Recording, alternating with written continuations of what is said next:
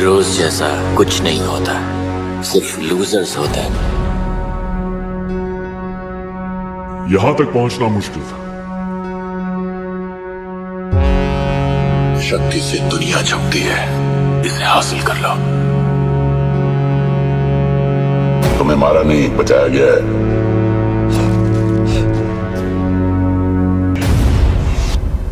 आज की कहानी एरिया 51 से जुड़ी है, जिसके बारे में ना कई सारी कहानियां पूरी दुनिया में मौजूद है।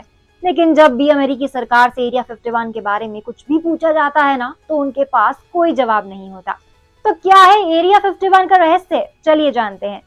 कोल्ड वॉर के दौरान अमेरिका में ना काफी सारे लोगों ने आसमान में यूएफओ यानी उड़न तश्तरी देखे जाने की बात कही थी, और जब सरकार से इस बारे में पूछा गया तो उन्होंने कहा कि ये कोई यूएफओ नहीं बल्कि वो प्लेन थे जो हमने एरिया 51 में टेस्ट किए थे।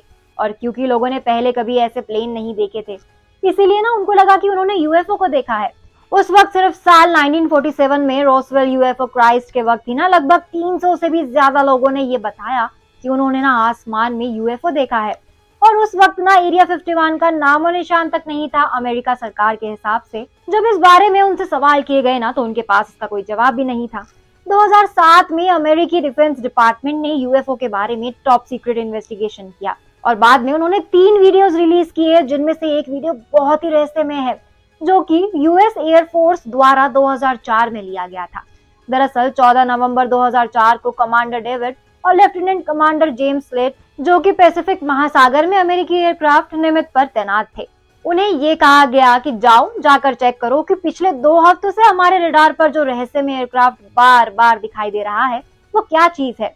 जब दोनों अपने फाइटर जेट से उसे ढूंढने वहां पहुंचे तो उन्होंने देखा कि एक एयरक्राफ्ट 60,000 फीट की ऊंचाई से 50 फीट की ऊंचाई पर समुद्र के ऊपर बहुत ही तेज स्पीड में आया है, और फिर अचानक वहीं रुक गया। और वो ना हवा में तैर रहा था, कभी आगे जाता तो कभी पीछे, कभी लेफ्ट तो कभी राइट। एयरक्राफ्ट का ना शेप बिल्कुल अंडाकार का था, और जब कमांडो ने उसे पास जाकर देखने की कोशिश की तो वो बिजली की रफ्तार से वहां से गायब हो गया। बाद में उस कमांडर ने अपने इंटरव्यू में बताया कि मैंने आज तक अपनी लाइफ में ना किसी भी चीज को इतनी तेजी से आगे बढ़ते हुए नहीं देखा, और मुझे यकीन है कि ये हमारी दुनिया का नहीं है। इन सब चीजों को देखने और सुनने के बाद कभी कभी ना दिमाग में तो ये सोच आती है कि क्या वाकई में हम इंसान इस दुनिया में अकेले हैं, या फिर कोई दूसरी दुनिया की चीज हम पर हर वक्त नजर रखती है।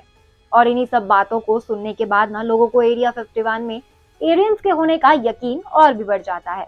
एक और घटना है जो एरिया 51 को और भी ज्यादा रहस्यमय बनाती है, वो है एक फोन कॉल। दरअसल 11 सितंबर 1997 को ना एक radio show coast to coast AM में एक कॉल आया। उस शो को आर्ट बेल नाम का ना एक शख्स होस्ट करता था।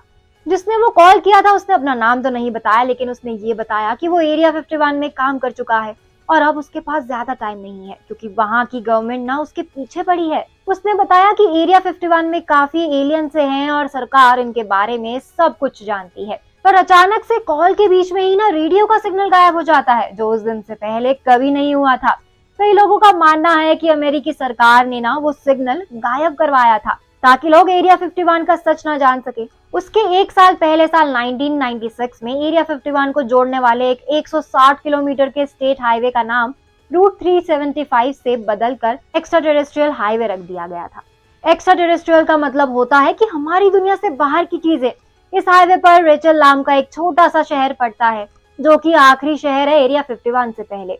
उस पूरे शहर में ना एलियन से जुड़ी हुई दुकानें खुल गई हैं, एलियन से जुड़े रेस्टोरेंट खुल गए हैं, और एलियन से जुड़ी ना छोटी छोटी और बड़ी बड़ी चीजें सब मिलने लगी हैं। यहाँ तक कि उसे ना एलियंस की राजधानी तक घोषित कर दिया गया है। तो एक तरफ तो सरकार एलियन से जुड़ी किसी भी बात का ना खंडन करती है, और दूसरी तरफ अपने ही एक हाईवे का नाम बदलकर ऐसा रख देती है जो कि सीधे एलियन से रिलेट करता है, और एक सीक्रेट प्रोग्राम भी चलाती है एलियंस को ढूंढने के लिए। ये बात ना कुछ समझ नहीं आती। वक्त वक्त पर एलियंस और एरिया 51 के गठजोड़ की बातें आती रहती हैं, और पूरी दुनिया का ध्यान एरिया 51 की तरफ जाता है। मगर क्या वाकई में एरिया 51 के अंदर कोई एलियंस है, या फिर सिर्फ एक मिलिट्री बेस है? ये बात तो सिर्फ तभी पता चलेगी जब अमेरिकी सरकार खुद कुछ चाहेगी। मुझे लगता है कि मैंने एरिया 51 से जुड़ी ना लगभग सारी बातों को आपको इस कहानी के जरिए बता दिया है, और मुझसे अगर कुछ छूट गया हो तो आप कमेंट सेक्शन में जरूर बताएं। तो ये थी एरिया 51 की शुरू से लेकर अब तक की कहानी। मुझे उम्मीद है कि आप लोगों को ये कहानी पसंद आई हो। तो हो सकता है कि एरिया 51 की कहानी पर ही बेस्ड हो क्रिश 4 की कहानी। आज के लिए बस इतना ही। अब मैं पूर्णिमा लेती हूँ आप सभी से इजाजत। ये वीडियो पसंद आया हो तो इसको लाइक और शेयर करें, साथ ही सब्सक्राइब करना ना भूलें बॉलीग्राज स्टूडियोज को।